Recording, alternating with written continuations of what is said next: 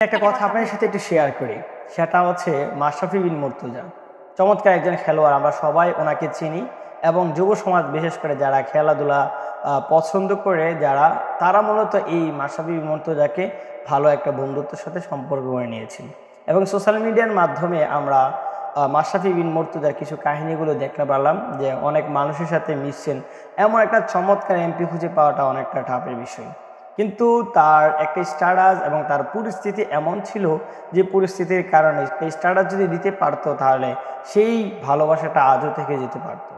কিন্তু তারা একটা দুঃখ প্রকাশ করেছিলেন যে তার ঘর বাড়ি সবগুলো পড়ে গেলেন, বাট সেই মানুষটা একটা জিনিসই বলতেছিলেন যে আমার সবগুলো যায় যায়, কিন্তু আমি আমার এতটুকু ক্ষমতা হয় নাই বা আমি এতটুকু প্রিপেয়ার ছিলাম না যে আপনাদেরকে একটা স্ট্যাটাস দেব, বাট এর চেয়ে আরও ভালো কিছু আমার সোনার বাংলাদেশের মানুষদেরকে দিতে চেয়েছিলেন, কিন্তু সেই সুযোগটা আমার সোনার বাংলাদেশের তাওহীদি জনতা এবং ছাত্র ভাই ও বোনেরা দিতে দেন নাই।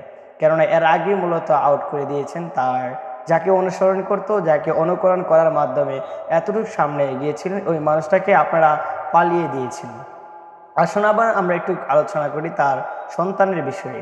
তিনি বলতেছিলেন যে আমি আমার মেয়ে তার স্বাধীনতাকে কখনো হরণ করে দেয়নি। তার সন্তান বলেছিলেন, মানে তার মেয়ে বলেছিলেন, আন্দোলন করেছিলেন, স্কুল থেকে তার আন্দোলনে গিয়েছিলেন এবং লেখালেখি করেছিলেন, কথা বলেছিলেন। মেয়ে বলেছিলেন যে বাবা তোমার কোনো যদি ক্ষতি হয় তাহলে বলো, আমি এই আন্দোলন করব না বা আমি এতে থেকে একটু দূরে চলে আসব। তিনি এতটুকু উদার মানুষ ছিলেন জানেন, সে উদার মানুষটা তার মেয়েকে সহকারে বলেন যে না, তোমার স্বাধীনতা আমি কখনো হরণ করতে পারি না। তাহলে মেয়ের স্বাধীনতা ঠিক রাখলেন, কিন্তু নিজের স্বাধীনতাটা কতটুকু আছে? যদি আপনি আপনার স্ট্যাটাস যদি একটা দিতে পারতেন, যুব সমাজের সাথে যদি আপনি থাকতে পারতেন, ছাত্রদের যে কোঠা আন্দোলন হয়েছে এটার সাথে যদি আপনি নিজেকে রাখতে পারতেন, তাহলে আশা করা যায় যে আপনি এই সোনার বাংলাদেশের মধ্যে ফিরে সুন্দর করে একটি জীবনযাপন করতে পারতেন। কিন্তু এই জিনিসটা তো আর হতে পারলেন না। আপনার এত লক্ষ লক্ষ টাকার বাড়ি ঘর সব কিছু আপনি ফেলে আর সোনার বাংলা থেকে আপনারা অনেকটা দূরে আছেন।